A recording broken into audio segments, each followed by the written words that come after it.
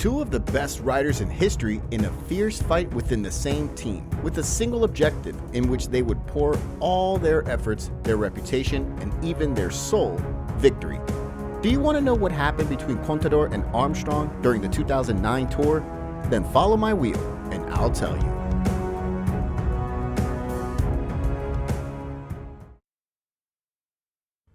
In the summer of 2009, the Tour de France was in the eyes of all cycling fans.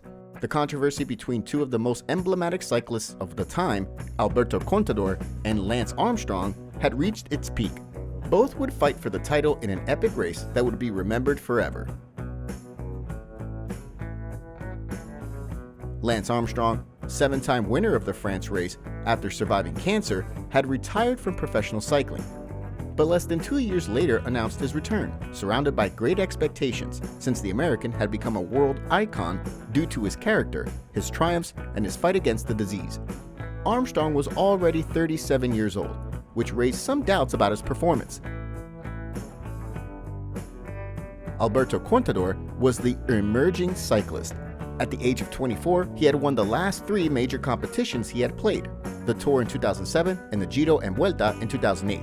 The Spaniard was presented in France as the clear favorite to be the first to defeat Armstrong.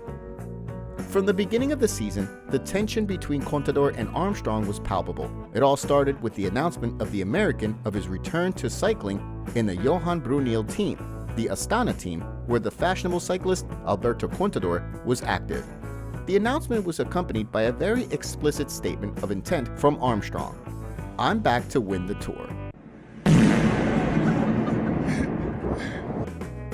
This didn't sit very well with the Spaniard, who would have to see how his biggest enemy for the month of July was in his own house. The summer preparation was accompanied by a tense atmosphere within the team. Armstrong, a character runner, didn't hesitate to pressure the Spaniard by any means, especially Twitter, a platform in which the American was a pioneer. Contador was engaged in preparing in silence. If you like our topic today, don't forget to subscribe.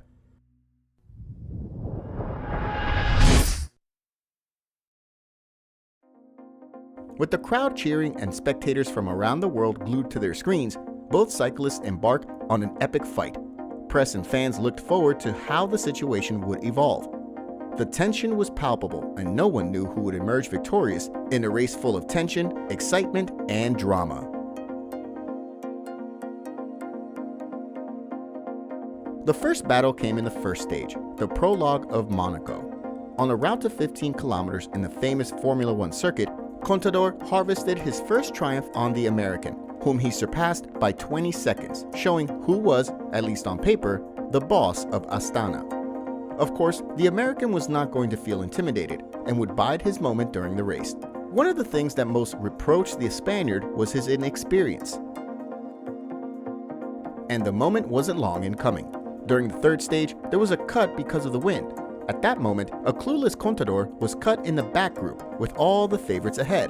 And to everyone's surprise, it was the Astana team itself that began to accelerate the pace with its leader in the chasing group. A situation that's at least curious. The Spaniard arrived at the finish line 40 seconds late, a monumental anger and the feeling that he had the enemy at home. The tension in the hotel had to be enormous. Armstrong was ahead in a classification led by the Swiss Cancellara.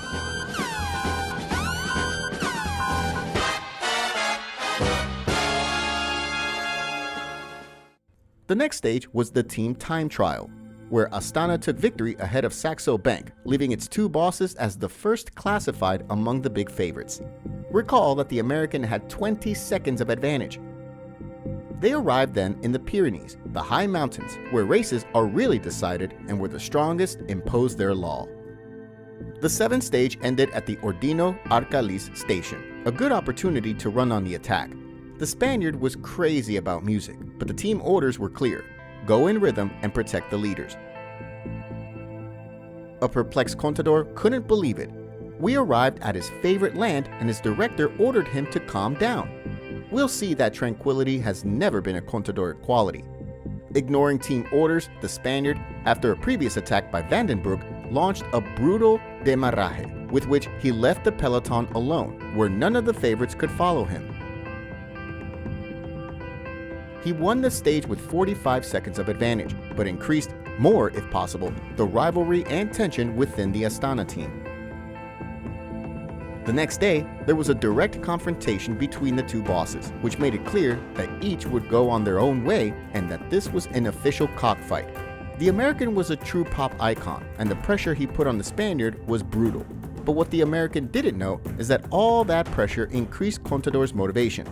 The day he exploded, it was going to be a volcano. The race came out of the Pyrenees, with Rinaldo Nocentini as surprising leader, but he knew that his days were numbered. The first classified of the favorites was Alberto, with a small difference over Armstrong, second, and over the Schleck brothers, third and fourth respectively. Everything was to be decided in the Alps. The 15th stage with the finish line in Verviers was going to be decisive. The Saxo team tried to attack Astana, setting a hellish pace for the subsequent attack of the Schleck brothers, but only Andy put the favorites in trouble. With the group reduced to the top 5 applicants, it was Contador who, proving to be the strongest, left the company out of the group to go alone. Armstrong, who didn't seem to be on his best day, couldn't follow the wheel of his rivals and had to reach the finish line, helped by his teammate Claudin. Contador won the stage and put on the yellow jersey, thus dispelling all doubts about who was the strongest of the race. But this wasn't going to be the end. The American runner wasn't going to give up, and Contador knew it. There were still many battles, including the next day, ending at Le Grand Bernard. The Schleck brothers played the hole in search of entering the podium, something they achieved, since they were able to release Armstrong, who, although he made a spectacular comeback during the climb, could do nothing against the Luxembourgers. Frank won the stage, followed by Contador and his brother Andy. The American reached the finish line, losing almost another minute, which took him too far away from the Spaniard, even the podium. But the American had not won 7 tours by surrendering to the first hurdle. It was going to give a lot of battle in the little that remained. Little, but intense.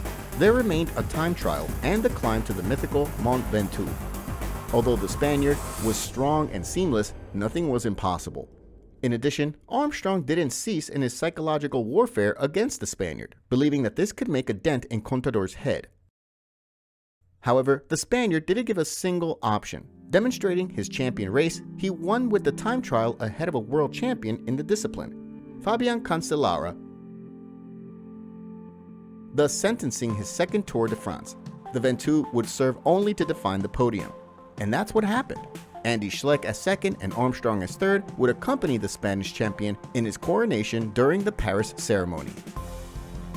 In conclusion, the controversy between Alberto Contador and Lance Armstrong during the 2009 Tour was an example of how rivalry can propel riders to achieve more and create unforgettable moments for fans. Despite the tension and adversity, Contador overcame his rival and achieved an epic victory that consecrated him as one of the greatest riders of his time, also demonstrating his character, determination, and a winning gene above the common.